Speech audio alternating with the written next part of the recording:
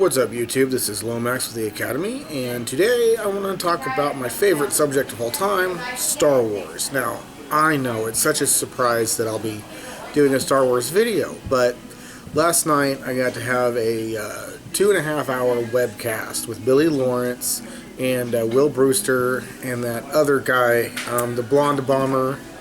I don't know. He's in there somewhere. I'll give you a link to the video. You can figure him out. Anyway, it was a lot of fun, but we did a rundown character by character. We probably got about only half of our conversation done.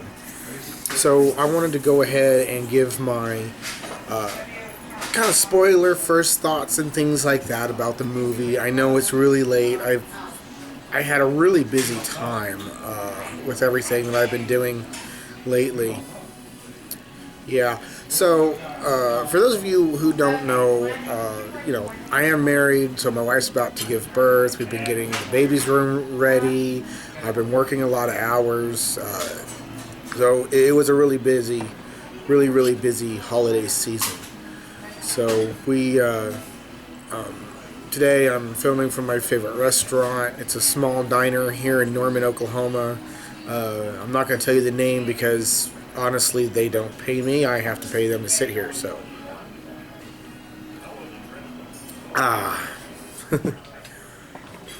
So, today, I want to say some of my favorite things about the movie, and then I'll go over some of my least favorite. I'm not going to do a rundown of character by character, but I will say this. From the second the words, a long time ago in a galaxy far, far away, came on the big screen, I got to watch it for the first time in IMAX 3D, and I was a kid on the edge of my seat, jumping up and down. It was just something that was amazing for me.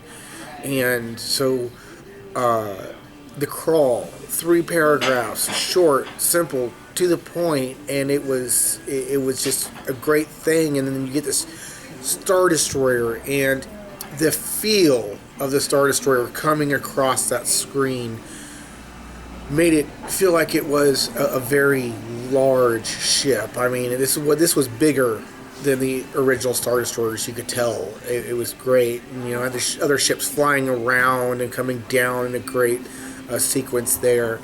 You got this, planet we've never seen. I mean, it looks like Tatooine because it's a desert, but you've got this Max von Strauss character that, is total mystery. He's on screen for, 3 minutes and gets killed, and you introduced at that point to Poe Dameron and BB-8, and you can tell they have an established relationship. They've been together for a while. BB-8's his astromech, so, and Poe Dameron, I'd like to think is a child of Wedge Antilles because he's a hotshot pilot. He's got that, woo, nothing's gonna hurt me or phase me thing, and so I liked that.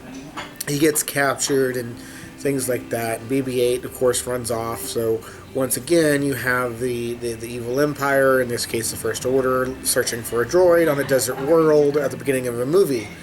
Wait a minute, I've heard this before. No, that's brand new. So we get into, how he finds Rey. Now, Rey's character is pretty much, she's innocent, she's a child, she's made her home in a AT-AT walker, and she's just, she's got this rebel pilot's helmet on, and she's just kind of sitting there eating her dinner, and she's, she is very much, a girl waiting, and you can tell that she's waiting for something, for someone, obviously her parents, to come back to Jakku and get her, which makes it why she's reluctant to leave. She's always trying to get back to Jakku until they just finally tell her, look, no one's coming back for you. And that's when she begins to accept her destiny. Now, that's a long way down the movie, but there's a lot of comedic events that happen. FN 2198 flips out. FN 2198 flips out. He tries to rescue Poe Dameron, and Poe's like, why are you doing this? And he says, well, it's the right thing to do. And Poe goes, you need a pilot. He goes, yeah, I need a pilot. So, there's things like that. Again, Poe's hotshot and cocky. He's like, whoa, this TIE fighter can really move. I've always wanted to fly one of these, and things like that. And, Poe gives FN 2198 his name of Finn, which is the character that we all, have learned to love so quickly. So that's how they all interact. TIE fighter crashes on Jakku after being shot down by the First Order, and because you got to get back to Jakku to get the droid, who has this piece of secret map. Droid in hiding with this piece of secret information. Have I seen that before? Have I seen that before? Have you seen that before? Nobody's seen that before. That's new too. So, you've got he crashes down. Apparently, Poe gets ejected. You can't really see too much of him, and so he winds up with a Finn thinks Poe's dead. He walks around in the desert. He's shedding his stormtrooper armor because, it's hot, it's a desert, which, if I remember correctly, stormtroopers had a cooling device in them. But he's got Poe's flight jacket that he had. So now he's in black pants, black t-shirt. He's got this jacket on. So he looks like a pretty normal guy, pretty average. No problems there. So Rey bumps into him. BB-8 sees the jacket, tells Rey, hey, that was my owner's jacket. Rey chases him down. She thinks he's part of the Resistance. It's all a very fast-moving, quick thing. They start running from the First Order. She wants to get away from the First Order in a quad jumper. Finn's like, what about that ship over there? And she goes, that thing's garbage. And then, of course, the quad jumper blows up. She says, the garbage will do. And they run over to the garbage, which happens to be a Millennium Falcon. So, that's how that all works out. And, of course, Han, he lost the Falcon. It doesn't really say how. It just says it got stolen. And as soon as they power it up, I guess it sends out some homing beacon signal thing that he quickly finds and tracks them down, and that's how they get involved with Han Solo. So they really do tie in these characters. And all of the good guys, they did good. Daisy Ridley just stole the screen every time she was on it. Poe, she doesn't really have a scene with Poe Dameron. Oscar Isaac, when he's on screen, he is the star. I'd like to see Daisy and Oscar on screen together, having a drawn out scene to see who outshines who. They are amazing actors. They have great futures, great careers. John Boyega, if there's anyone in this new generation who is going to be Carrie Fisher, it'll be him. The one and done. You don't hear much about him, but I don't think that's going to happen either. I think they have promising careers, all of them. They're very good. So our next, so now the returning cast: Carrie Fisher, Harrison Ford, and Peter Mayhew. Good jobs. They really are. Lots of personality. Of course, they're more seasoned actors now, so they're spotlights on the silver screen. It's really fun to watch them take up these old roles and play them as older characters. So that's really good. I didn't really mention Mark Hamill because you don't get to see him act at all. When Rey finally finds Luke Skywalker, he turns around, takes off his hood, and stares at her, and then, roll credits. 30 seconds on screen is not enough to give... I guess you could critique the performance in his facial expressions. I mean, she's holding out Anakin's lightsaber, his old lightsaber that he last saw when his hand got removed. So, I mean, the look on his face says a lot, but that's about it. So, let's go to the dark side now. I want to start with the most underplayed, underused character in the entire movie, Captain Phasma, Gwendolyn Christie, great actress, completely underused. Captain Phasma was just disappointing. I mean, there's all this hype that she was going to be like the new Boba Fett character, this really hardcore, undefeatable anti-hero type character. Such little screen time. She gets captured by Finn and Han and held at the end of a blaster, and she doesn't get shot, she doesn't get wounded, they don't put any pressure on her at all, and just, she gives up. It's like, okay, yeah, sure, I'll drop the shields, but my troopers are going to come kill you. There's really nothing that makes her seem like this really hardcore person. I mean, she has a couple little dialogues with Kylo that, in the beginning, but totally underused, totally underplayed. I pray that the special features Blu-ray with the 4 hours extended footage shows a lot more of her. The next movie really needs to have her more. Next character is the red-headed general guy. I can't remember his name now. I just said his name like 100 times last night. Anyway, he's good. He defies Kylo Ren. He's great. So I like it when he's sitting there talking to Kylo. He's like, well, maybe we should just use clones if your troopers can't get it done. He's with Kylo when Kylo talks to Snoke through holograms and things like that. So it really, he's somewhat important, but you get no story out of him. No backstory. You don't really learn who he is, other than he's the general of all of all these forces. He's in charge of Starkiller Base. Kylo is still very much in charge of the Imperial Navy, First Order Navy, whichever way you want to look at it there. So they're somewhat of a contender with one another. I really believe that his demise will come at the end of a lightsaber blade that glows red and has a hilt. I'm just saying. That's my prediction for his character. Is that Kylo will just end him.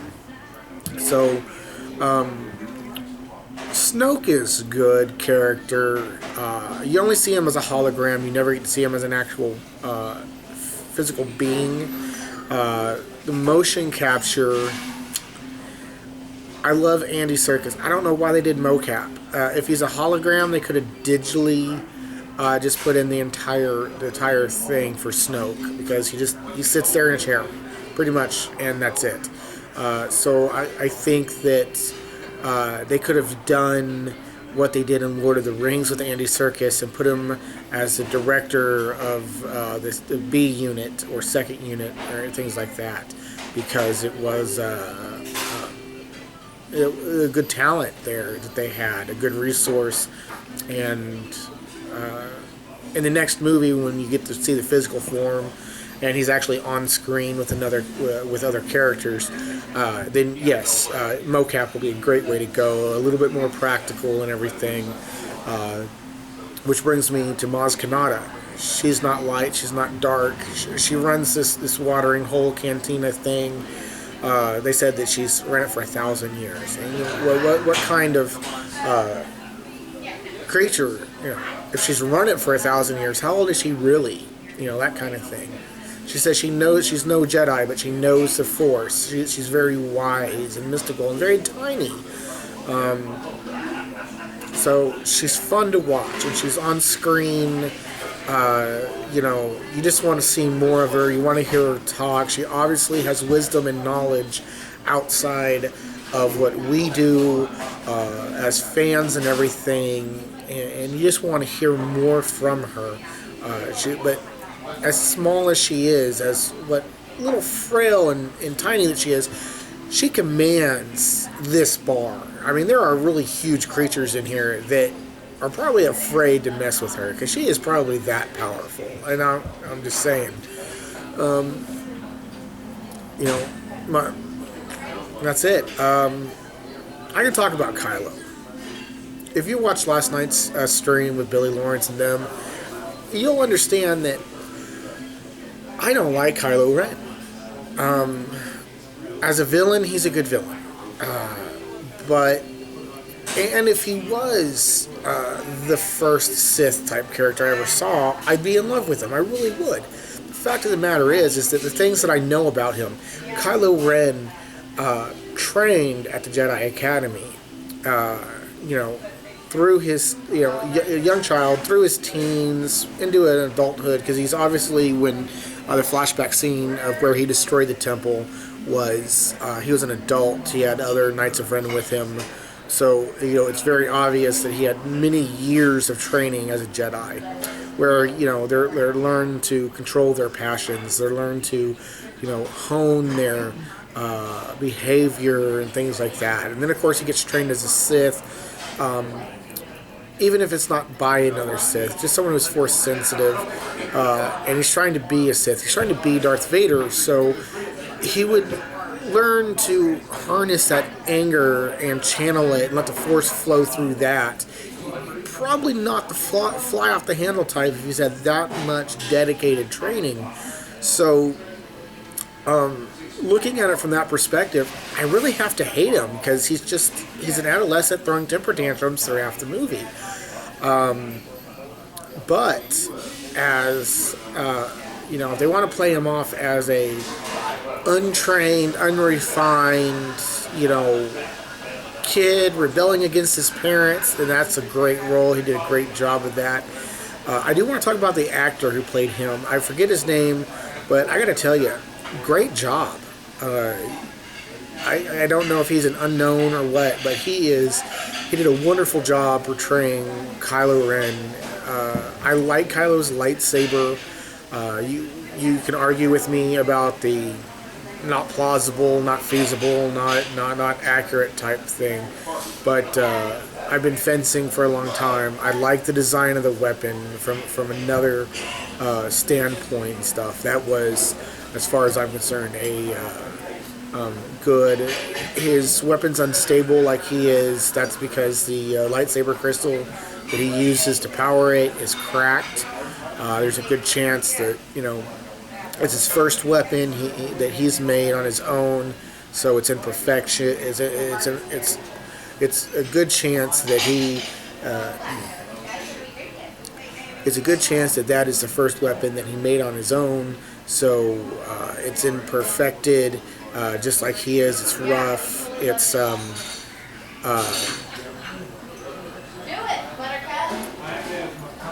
it really is the way it should have been. Now, my final thoughts on this is, when I walked out of The Phantom Menace as a fanboy, this is before I was reading a bunch of books and stuff, but as a fanboy, I was stoked. I was happy. Star Wars was back, and it was big, and it was, and then a couple years later, I was like, oh man, Phantom Menace sucks, I mean, it wasn't, episode 3 hadn't even come out before I was like, yeah, episode 1 sucks. So I'm really hoping that I'm not just being a fanboy here and going, yay, I'm freaked out for Star Wars because, yay, I'm freaked out for Star Wars right now. But as I see it, I don't think that's going to happen. This is definitely, it was worth the wait. It was worth the money spent to see it. The IMAX 3D, I want to say that.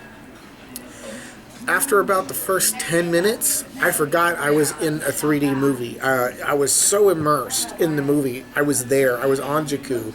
I was in the Falcon.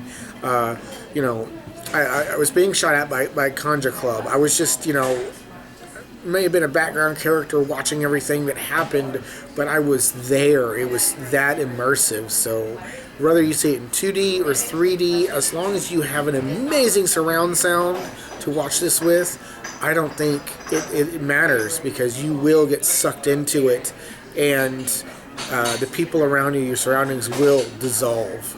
It was just that well done. So give it up to J.J. Abrams. You held out expectations. So If there's anything else you'd like to know, leave it in the comments. I'm definitely a great source for Star Wars material. Anything that I that I do not know, I have sources to look up very quickly and get back to people with. I will have to say that I'm going to hang my head in shame, but that'll be it on a different video. So, for now, this is Lomax with the Academy signing off. Remember, Han shot first.